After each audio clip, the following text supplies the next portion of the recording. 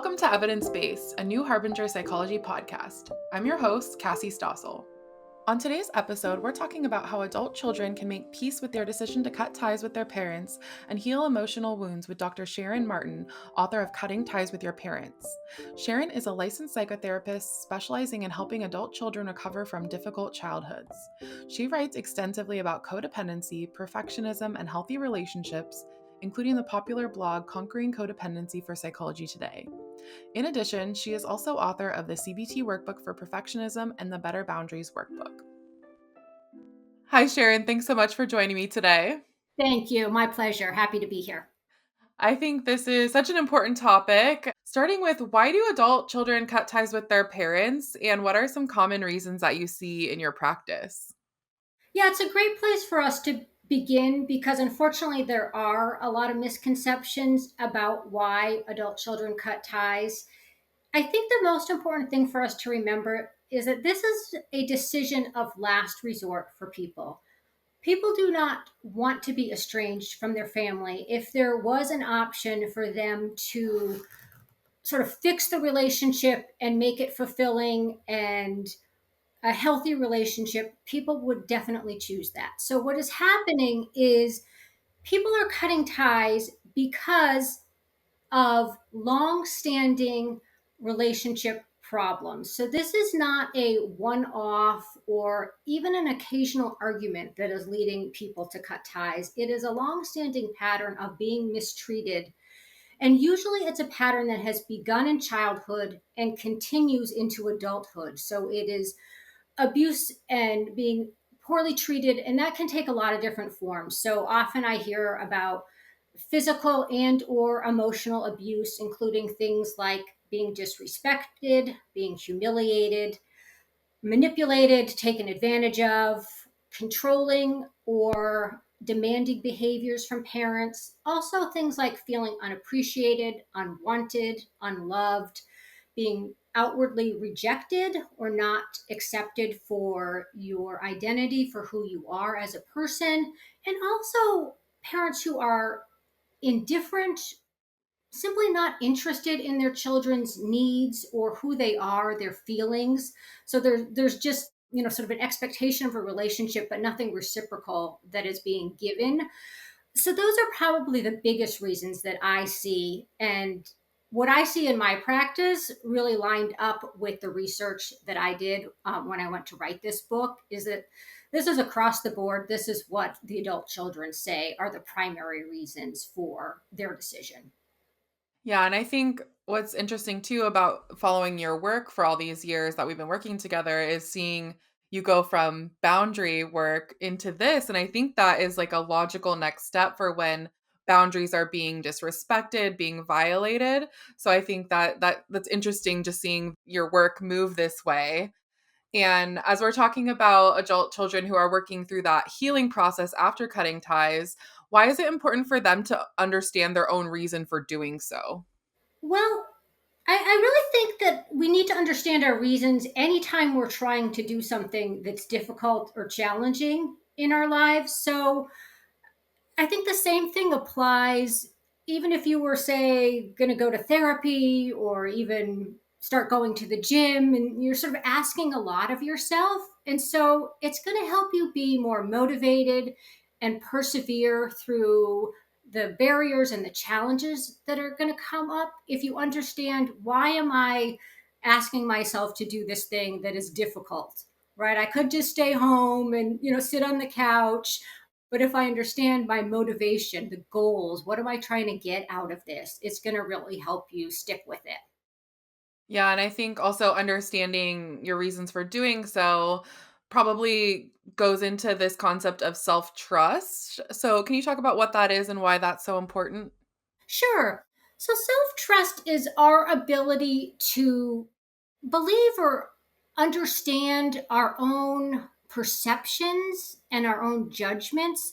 So part of what's difficult when people cut ties is there's a lot of self doubt. So there's a lot of second guessing of the decision. And some of this comes from internal, but it's also very much impacted by the judgments and the stigma that people are getting externally. And so if you're getting a lot of messages saying you're doing something wrong, this is bad, or why would you do this? I don't understand. This is a terrible thing to do, right? It's going to activate some of that lack of self-trust or the self-doubt.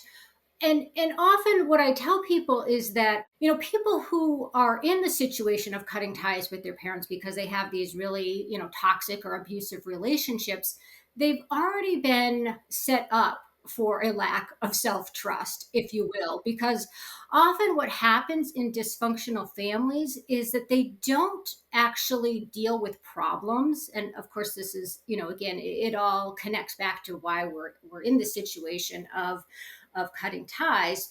But abusive and dysfunctional families are sort of notorious for avoiding problems, blaming the victim for the problems, minimizing problems. And so kids, when they grow up in those families, they don't have, the life experience or the cognitive ability to really understand the dysfunction that's going on in their family. Like a little child can't really understand that a parent has a substance use problem, for example, but they will absolutely intuitively sense that something is wrong, that something is unsafe. And so, if you have the adults in your life saying, "Oh no, there's no problem. This is how all families are," or again, avoiding it, and so you're having this mismatch of your experience versus what people are telling you is happening. And that's what leads us to this lack of self trust. I can no longer trust my own feelings, my own bodily sensations, even what I'm seeing and hearing, because people are telling me that that's not actually what's happening. So if we're dealing with that lack of self-trust and obviously, our dysfunctional family or abusive family have eroded that, how do we get to the point of knowing that cutting ties is the right decision? And following on that, like how can you work to rebuild that self-trust post estrangement? Yeah. So part of what we want to do is kind of take a pause, and I think this is really helpful in a lot of the change work that we're doing, is try to slow things down. And we have to be able to do some self-reflection. And again, this is part of where actually having some distance from people who are giving you, sort of these messages that are either unhelpful or inaccurate or negative, allows us to really think about, what is it that I believe? What is it that I am experiencing? And I think, people who are listening who have, done a lot of self-help work or been in therapy or, done a lot of reading around psychology will probably be familiar with this idea, because a lot of therapists talk about it, these days, which is this idea of really trying to just be quiet and pay attention to both your own feelings and your own body, and try to listen to what it is telling you. There is so much information and so much wisdom that we have, but we don't necessarily know how to pay attention to it and how to prioritize it and maybe understand and how to make some meaning from that. And so it's certainly a process, and it will feel very awkward and very uncomfortable if you're not used to doing that, or right, if you're used to just, sort of pushing it down, avoiding it, or saying that doesn't matter, my feelings aren't important here, my needs aren't important. So we need to relearn how to do that. And there's a lot, I think, that people can do on their own through some simple practices with that. But also, this is where sometimes, working with a therapist or a coach can be helpful to give you some guidance around that as well. But like everything, it takes a while, to figure out how to do that. And this concept of, cutting ties with the parents, estrangement is really highly stigmatized in our society. And you write about the concept of estrangement being healthy for some people. Can you speak to some of those benefits for adult children who've been rejected, unsupportive, or unsupported, and those benefits of cutting ties? Yeah, one of the things that I find kind of interesting is that people sort of feel, sort of act like this is a surprising concept, that leaving a relationship that is unhealthy, toxic, abusive is somehow a good thing for people. But it's very much like if anybody was to leave any other kind of abusive relationship, right, whether it's a marriage or something like that, we seem to understand pretty clearly that getting yourself out of a relationship where you're either being physically or emotionally harmed is going to be a positive for you physically and mentally, right? And so much of it is applicable here as well. So we know from, years of research and clinical work that people, once they leave abusive relationships, are going to get some immediate relief, right? I'm going to be able to reestablish some sense of safety for myself. And that's probably the most core component of safety, right, and of mental health that we can have. And we know that abusive relationships will contribute to or exacerbate a lot of mental health issues that people have, like depression, anxiety, self esteem, PTSD, and so forth. So, if we can separate ourselves from that, we're going to be able to start improving in those areas as well, right? I can now start to rebuild some of my self esteem. I can regain a sense of autonomy or control over my life. I can start to make my own decisions and feel good about those. I can understand more about who I am as a person, and I can live more authentically and align my life with my values, for example. I mean, I think maybe the other thing is we can feel like we are taking steps to end that cycle of abuse as well, and that can be really powerful for people as well, which I think then contributes to a sense of hope for yourself and your future, that again you're self-empowering, you're doing something about a situation, and taking steps to improve your own life. Yeah, and along with that, I'm curious about your thoughts for boundary setting with maybe other family members who you haven't cut ties with. And obviously, I feel like people get in your ear. They're like, "Oh, you should talk to your mother," or "This is not the right thing to do." Their family. Like, how do you advise people who are in this process to handle those kind of relationships with the family that are still, in their life? Yeah, you're right. I mean, that's such a common occurrence and such a challenging one for people. Something I definitely hear a lot from people, just how much of an impact that has on them. And so this is really an issue of boundary setting, as you were talking about earlier, that so much of what we need to do is continually set boundaries with our family around this, not just the person that we've cut ties with, but often with other family members as well. And so part of that is letting them know what is okay. What are you willing to talk about? How much do you want to hear about the family? And sometimes this is something that can be pretty straightforward. I can simply have a conversation with somebody and let them know this is hurtful when you bring this up, or this is triggering for me, and I'd really appreciate it if you don't talk about mom and dad to me, something like that. And then some family members will respect that, and that will be great. And it's not that difficult of a boundary. But unfortunately, there are probably at least some family members who you might start with that, and it's not going to be effective, and they're going to keep doing it.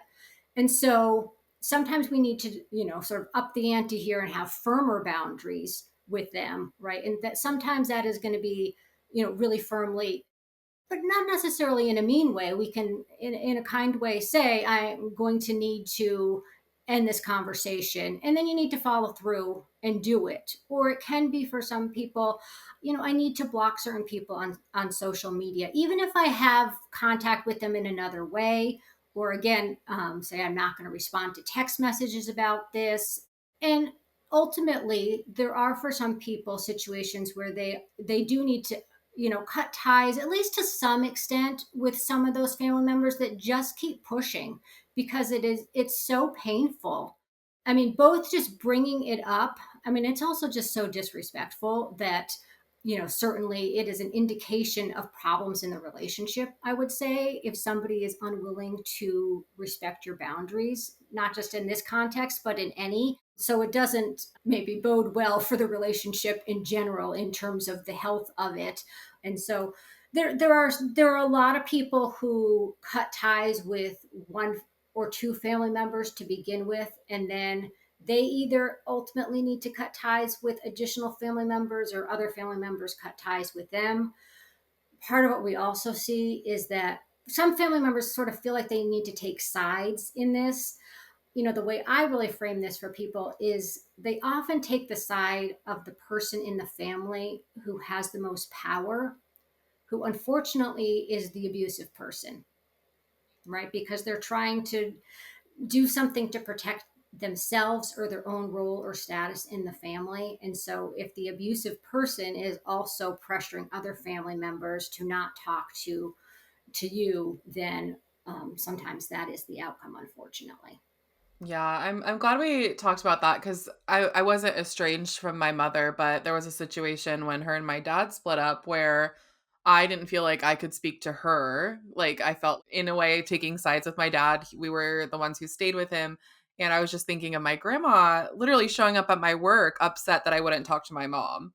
And it hadn't even been that long. It was something I was working through. And at that time, I was, in my early 20s. I didn't know how to handle it because I had my grandma showing up at my place of work telling me I'm a bad person for not speaking to my mother. So I imagine, in abusive situations or sort of neglect or these more serious situations than what I dealt with, that has to be so challenging.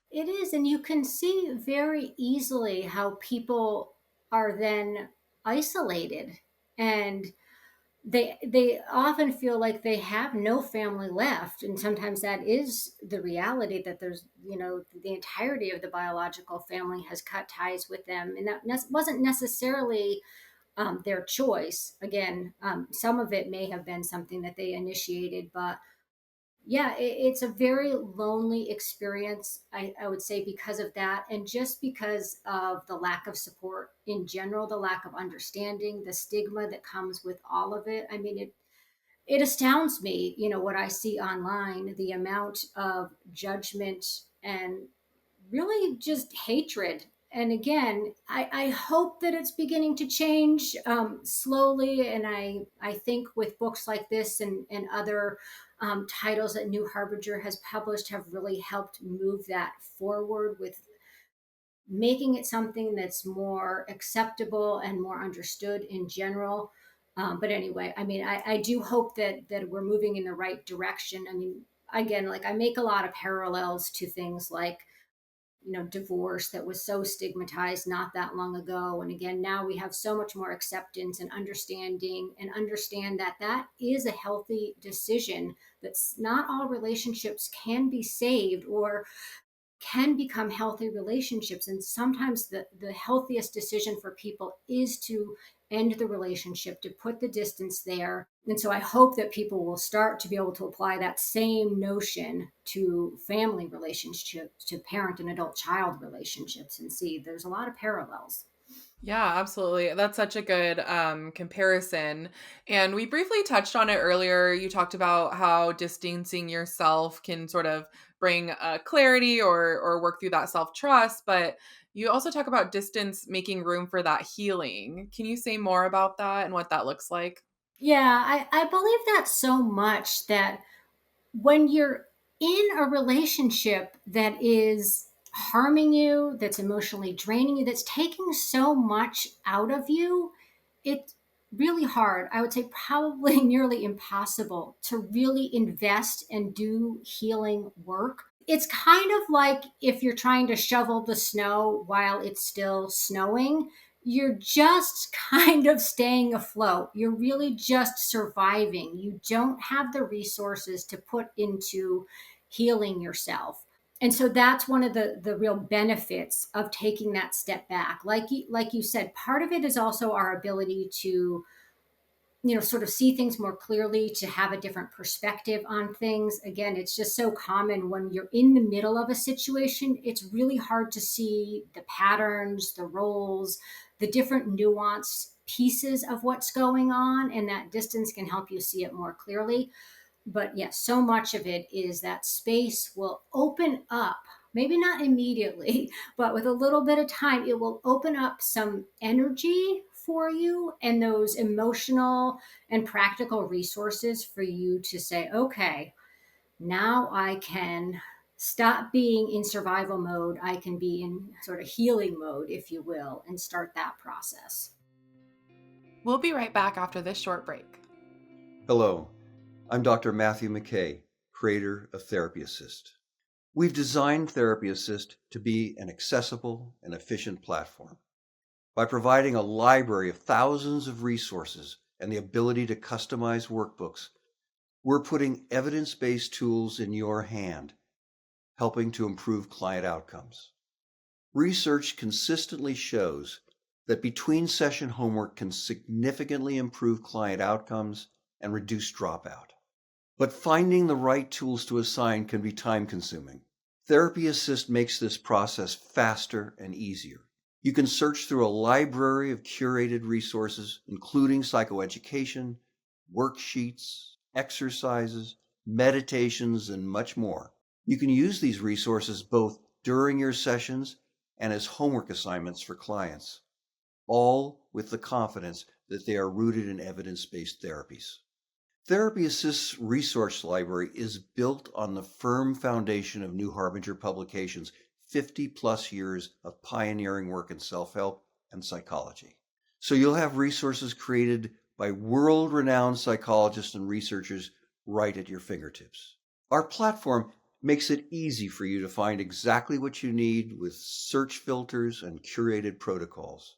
These comprehensive tools provide you with the ability to search for a resource by any combination of therapy type, presenting problem, transdiagnostic mechanism, intervention, or resource type. Therapy Assist helps you support more clients between sessions in less time. I know therapists often spend hours searching through files, books, or online to find the resources they need. Therapy Assist takes care of this for you, saving you valuable time you can use to focus on what matters most, helping your clients heal and thrive. With Therapy Assist, you can also review completed resources ahead of time, which means you'll be fully prepared for each session, ready to make the most of your time with your client.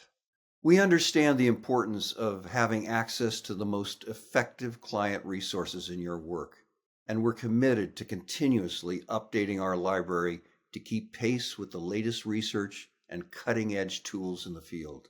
Your clients' privacy and security are top priorities for us.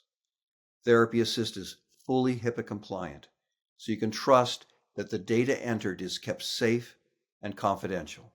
To start your free trial and find out how Therapy Assist can transform your practice, go to therapyassist.com. We're here to support you every step of the way. As we talk about sort of the feelings that come up post estrangement, guilt and shame are top of mind as really common feelings for that adult child. In what ways do those two things show up for people? Yeah, such a huge component of it.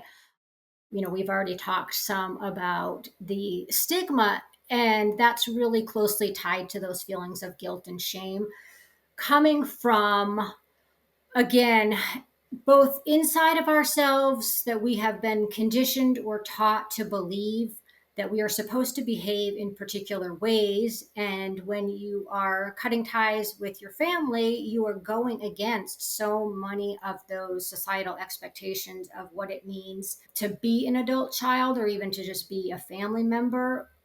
We get so many messages about the importance of family relationships, that we should that those are the most important relationships. We should always be loyal to our family. And you think about what we are taught about how we are supposed to interact with our parents. And I would say this is true in a lot of cultures, maybe not all, I can't speak to that, but I would say pretty pervasive, the notion that children are supposed to not just love their parents, but respect them, obey them, maybe even take care of them. And so when you're going against that, you get a lot of pushback. Again, that's sort of indirectly or directly, you're going to hear from the world. And then we internalize all of this and we really start to believe that we are bad, that we're selfish, that we're mean. So again, those are the roots of the guilt and the shame of feeling like we are doing something wrong and there is something wrong with us. Like there's sort of fundamentally something wrong with us that is creating the situation or contributing to this situation. Yeah, absolutely. And part of what I really appreciated about your book, and after working through those feelings, you talk about the grieving process being so crucial. And I think the concept of that you bring up of ambiguous loss, of disenfranchised grief, those are such interesting concepts. And why are these pieces so important? They are interesting, I agree. And I think for people they can really help them understand why grieving is so difficult and it's so complex, because these are, we could sort of also talk about them as living losses or non-death losses. And so while there's some similarities to grieving a death, they're really a different kind of grieving process. And again, the ambiguous nature of it and the disenfranchised nature of it also means that they're stigmatized. We don't get a lot of social support around them. They're not well understood. So, again, this is part of why adult children who are in this situation feel so isolated, feel so alone in their grief. And it's also really confusing because if you're the one who is choosing to cut ties, it seems like, oh, well, that's something that you wanted. But as I said at the very beginning, it's not as simple as this is something that I want. This is something that I need to protect myself or to, move forward and heal myself. It's not really like this was, the choice, the ideal choice of something that I wanted. An ambiguous loss is actually a fairly broad term that can be applied to a lot of different living losses. So we can talk about it in terms of something like having a loved one who has Alzheimer's disease or having a family member who is missing. So, in those situations, in one, the person is physically present but emotionally not the same. And the other, they are physically absent, but they might also be very much emotionally present. They're very much on your mind. And so with estrangement, there's this uncertainty about it. And so it's like, on the one hand, you have a parent, but you also don't have a parent because you don't have a relationship with them and you don't really know what is going to happen to the relationship. So often you might be wondering, will I ever see them again? Will I ever know the answer to these questions? And so I think for adult children, especially early on in that grieving process, they can spend a lot of time ruminating about that uncertainty, those unanswered questions. Why did this happen? Why did they treat me this way? Did my parents ever love me? Things that you're not going to ever have the answer to, which obviously is very complex and very difficult. And then the disenfranchised piece really talks about the stigma that's involved. And so other examples of disenfranchised losses might be like grieving somebody who's incarcerated or grieving an abortion. So again, these are their losses, but they're not ones that our society readily recognizes and again gives people a lot of support around. Often what happens is people are blamed. They think, oh, you must have done something wrong that led to that loss. So again, then it sort of, if that's the way people are thinking, you can see why they wouldn't get support. And I would say often instead of support, people often get the blame, right? And the shame around it, which is compounding how difficult the situation is, how painful it is. Yeah, and even as you're talking about that, the parallels of that you've been drawing to romantic relationships or marriages, for example, if you're the one to leave a marriage, you may be lacking that support as well. So that correlation that you've been making our whole conversation applies here as well. Yeah, absolutely. I mean, I think there's so many similarities there. And again, I'm going to try to be a little bit hopeful because I do see changes in those areas that I do think people do a better job of recognizing that even if they're the person who initiated the divorce or the breakup, that it is a huge loss. It is a big change in your life. And we know this about all kinds of losses, is that it brings about so many different feelings. It's not just sadness. And again, this can be especially confusing for people who are estranged, is that on the one hand, you might feel some relief, but you also may feel some sadness. And that's confusing because why am I sad if I'm the one who chose this? Or why am I sad if I'm leaving an abusive relationship? But again, it's normal to have a lot of different feelings and have those feelings really conflict with each other as well. And so you can feel angry and you can feel sad and you can feel confused and you can feel numb and all of it at the same time. Or, it changes pretty quickly when you're grieving. But anyway, I mean, I think grieving is such an important piece of the healing, and it's one that oftentimes people wish they could skip over because it's no fun. And again, it's like we don't do great, I would say, about grief in general. In this country, a lot of people are like, oh, I don't want to have to deal with the grieving process. But it's like, difficult emotions in general, is that if we don't deal with it, then it just sort of keeps coming back. We have to keep dealing with it in one form or another until we really do address it and recognize that there is a big loss that needs to be dealt with. Yeah, and like you're talking about, the grief in general in our society is such a complicated thing. Like, I know when my mom died, I was grieving, but people support, sort of, you get a grace period, right? And then you're expected to just sort of carry on and go about your life when that support kind of dwindles, I guess. I mean, people are there for you if you want them to be, but it does dwindle, right? Right. The expectation is often, you go back to work in a few days, right? And you think about what kind of message does that send to people, that you should be kind of over it, within a few days or a week, which doesn't make any sense emotionally, or even, practically or physically. I would say that, the grief process is going to go on much longer than that. But again, if you think about when somebody dies, we have rituals that help us grieve. We have sort of expectations about the way other people are going to show up and support you. And none of that happens, I would say, for the most part, when people are estranged. They're really, again, they're left, to figure it out on their own. So, hopefully this will give them at least some place to start with it and some idea of how can I go about grieving and what does that look like and why am I confused by this whole process? Yeah, and I have to imagine that building a support network post estrangement is important, but also really daunting. So what are some ways that you recommend people can connect, and why is this important? Yeah, it's a great piece of this, that it is so important. I mean, I think we know with any kind of healing and grieving process, support is really instrumental to the healing process, and yet it is so challenging. I think it's challenging for probably the majority of people in this day and age to create a support network for them.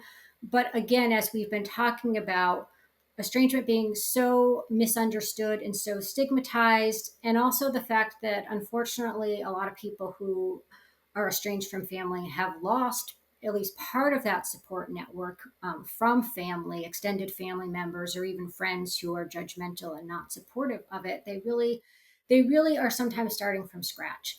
And it's tough because anytime we are going to try to build new relationships, meet new people, build a support network, we're really asking ourselves to step out of our comfort zone and be vulnerable with people. And that is a challenging thing to do. It's something that we have to do slowly, because you can't just jump into new relationships and be sharing everything before trust is developed. So again, I think that's part of the challenge, because you need support immediately, but the actual process of building the support network is going to take some time. What I encourage people to do is to think about different kinds of support that they might benefit from. And so some of that could be professional mental health support.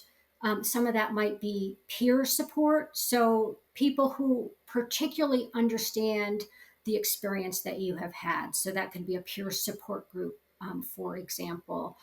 And it can also be informal support, just friends or other people who generally are supportive, have your best interest at heart, who maybe don't understand completely, but who are willing to understand and are willing to listen and validate your feelings.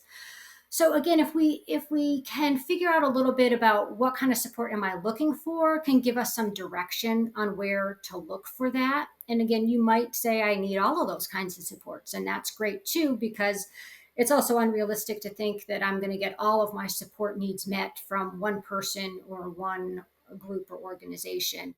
So, beyond that, I would also just add that you can break it down into smaller pieces for yourself, like any task that feels daunting. Set some small goals for yourself.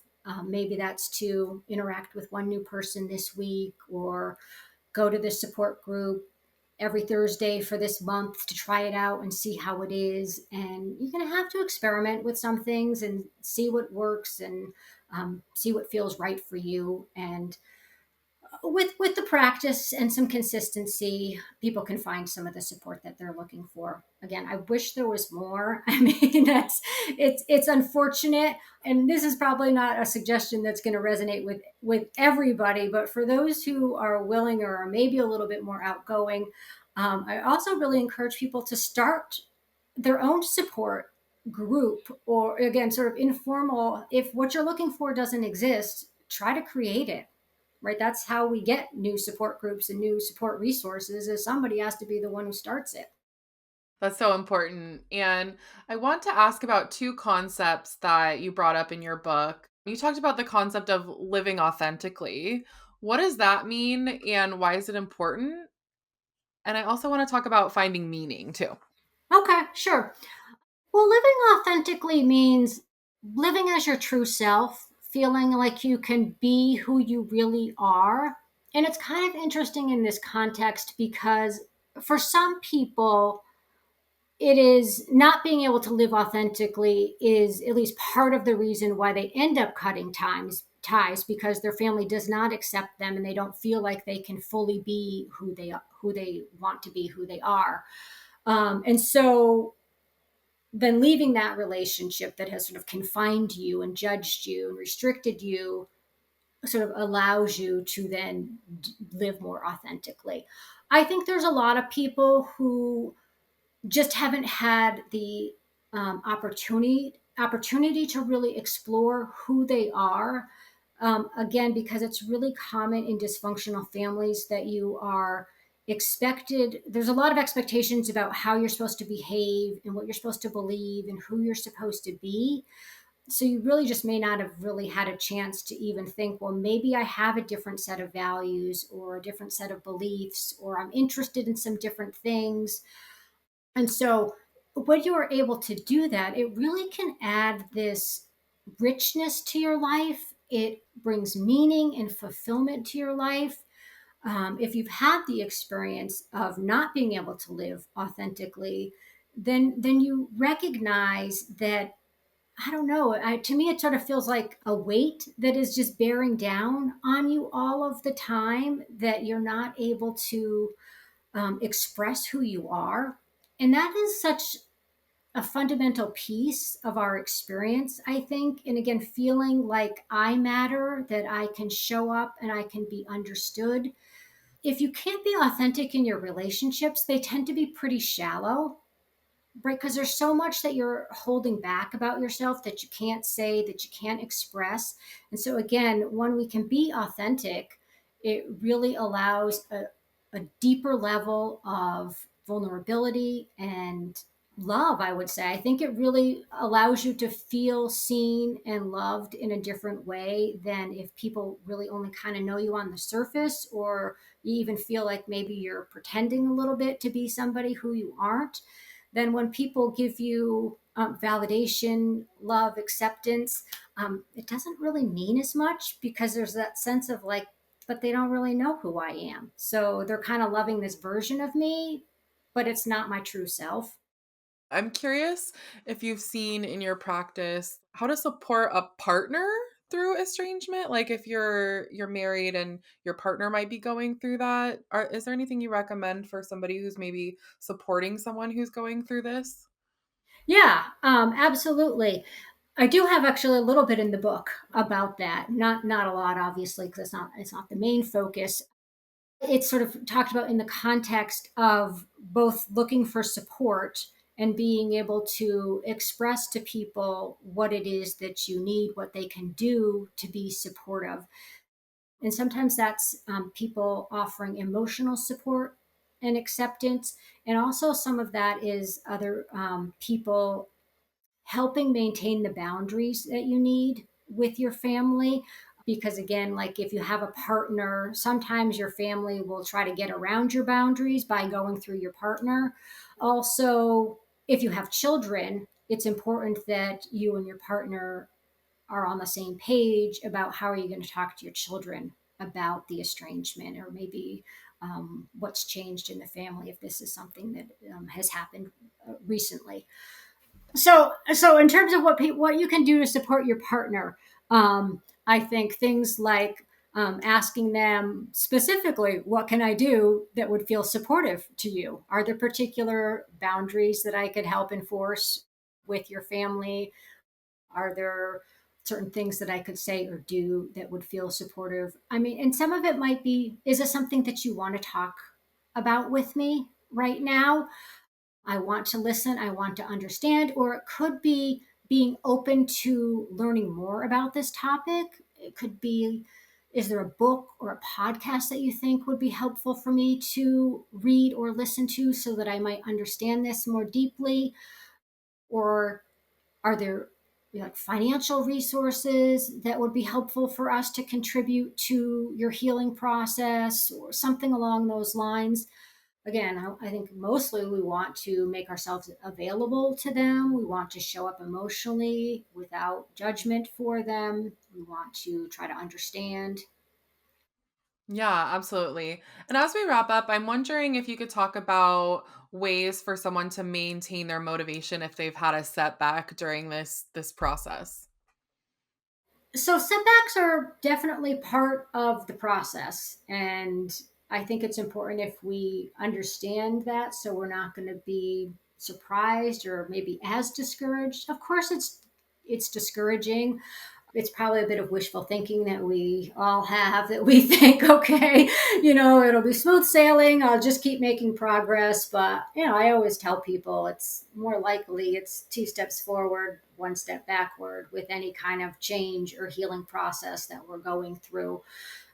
So self-compassion is super important through all of it. Is try to be kind to yourself, try to be understanding, try to offer yourself forgiveness if you feel like you have made a misstep or done something wrong. But also, part of what happens when we have a setback is it could be because we have stopped doing some of the things that have been helping us move forward. We get complacent. And again, that's pretty common for people. So, one thing you can do is think about what has been helping previously, and have you stopped doing any of those things? Would it be helpful to resume any of those things that you did that helped you? Or maybe it needs a little bit of change, maybe tweak it a little bit. For example, if you had been doing a gratitude practice and you say, oh, well, that was helpful, I stopped doing it. Maybe there's some things about it that you liked and some that you didn't. So maybe you just do a different variation on that, just as an example of something that could be generally helpful, but could be maybe even more helpful. Or your needs just change a little bit over time as well, because you're going to be growing and changing through the process. And so you're going to need to bring in some new things that are helpful as well. I think that's a good place for us to wrap up, unless you have any final thoughts for our listeners. No, I think it's been really helpful, and I hope that everybody who is listening will be able to, probably most importantly, really try to be kind to themselves and recognize that it is a really painful and difficult experience, and one that does get better And of course, that's what my hope is with, the book will provide some of those skills and resources and validation for people so that they can move through it and to a place that feels happier and healthier for them. Yeah, thank you for your work in destigmatizing this and offering resources that are definitely much needed. So I really appreciate your time and your work. Thank you very much. Thank you.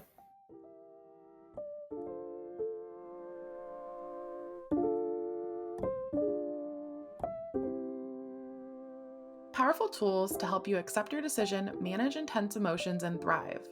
Estrangement from one or both parents, even by choice, can take a huge emotional and psychological toll. If you have cut ties with a parent, you may have lingering feelings of anger, loneliness, guilt, and shame.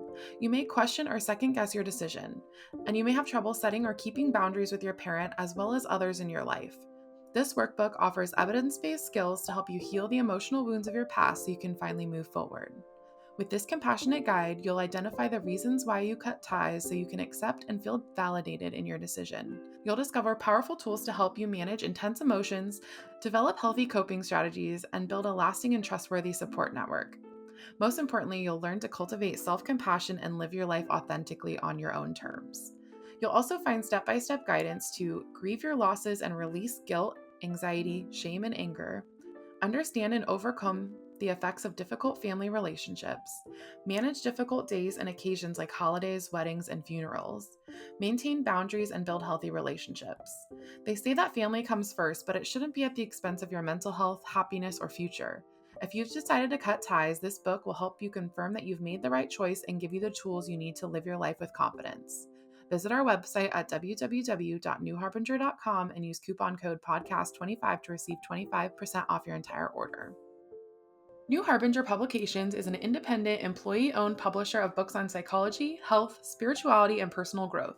For over 50 years, our evidence-based self-help books and pioneering workbooks have helped readers make positive changes to improve mental health and well-being. Founded by psychologists Matthew McKay and Patrick Fanning, New Harbinger is proud to be an employee-owned company. Our books reflect our core values of integrity, sustainability, compassion, and trust. Written by leaders in the field and recommended by therapists worldwide, New Harbinger books are practical, accessible, and provide real tools for real change. Join the New Harbinger Clinicians Club, a free membership club exclusively for mental health professionals.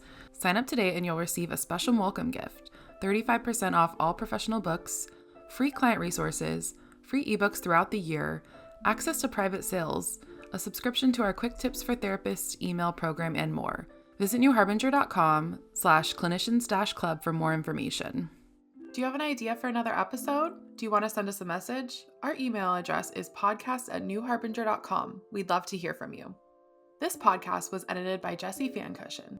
If you enjoyed today's episode, we'd love if you rated, reviewed, and subscribed to the show, and we hope that you might share it with anyone who could benefit from the content. This podcast is not a substitute for counseling with a licensed provider.